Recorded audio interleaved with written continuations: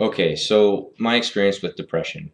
Now, before I got on the meds, there were a few stints where I felt I did deal with depression. You know, I went through these months of anxiety, and then usually when that wrapped up, I would feel pretty sorry for myself for about a week, but that was really about it. It wasn't until after I got off the meds that I went through some really harsh times. Um, it was basically just months of really hating myself and really finding nothing worthwhile about me whatsoever. Um, I remember a friend used to say to me, Jai, I don't understand why you're single.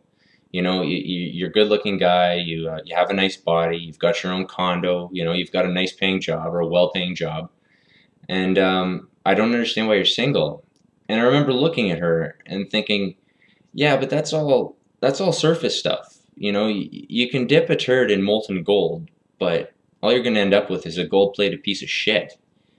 And that's literally how I felt about myself. That's how I describe myself. I'd say I am a fucking piece of shit. You know, and it's not that I was awful to people or mean to them in any way. It was just that I really felt like I had nothing worthwhile to offer anyone.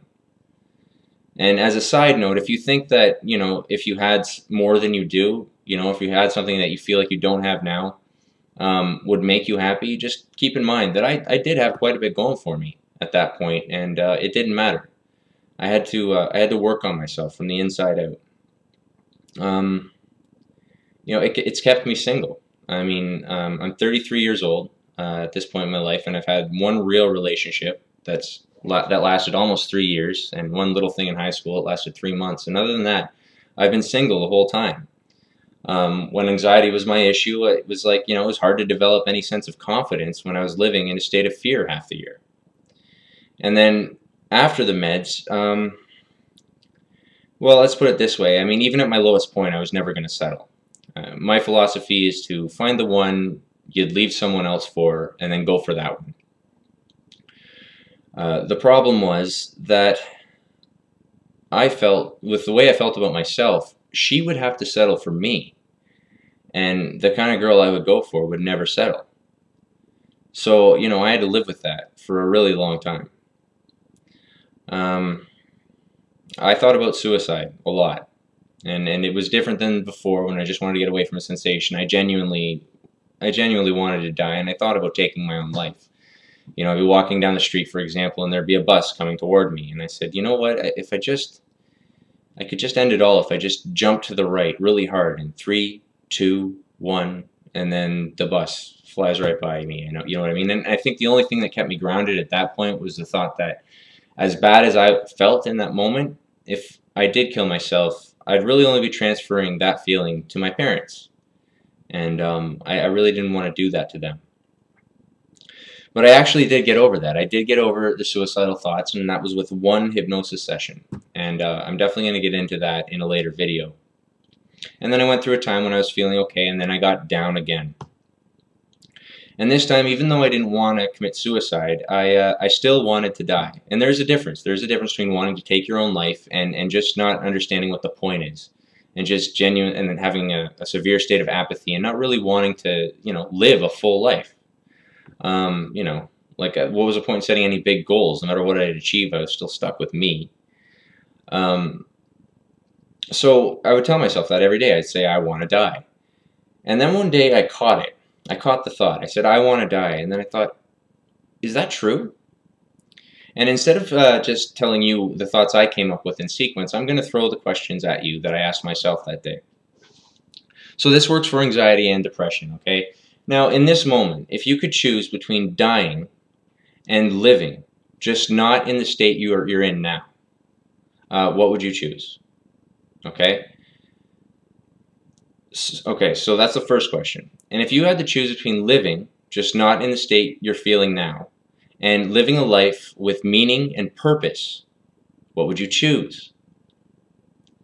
Right. Okay, so this is what I want you to do. The next time you tell yourself, I want to die, remind yourself that no, that isn't true. What I want to do is live.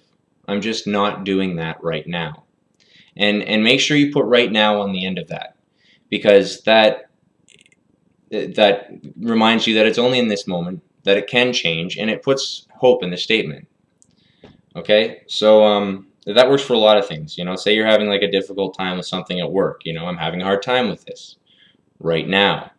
It's they're two really good words to really kind of remind you about exactly how powerful a statement can be versus how powerful it really is. Okay, so I swore a couple of times in this video, and if that offended you, apologies. I am going to be limiting that. It would get irritating after a while, but I'm not going to eliminate it completely.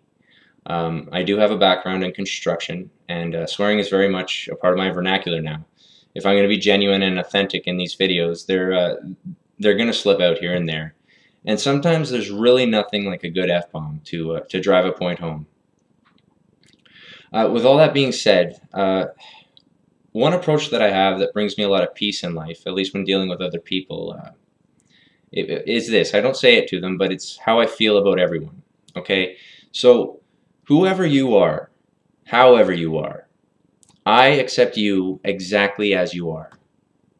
Okay? I don't know how that feels to be, you know, hearing that from a guy on the other side of your computer screen.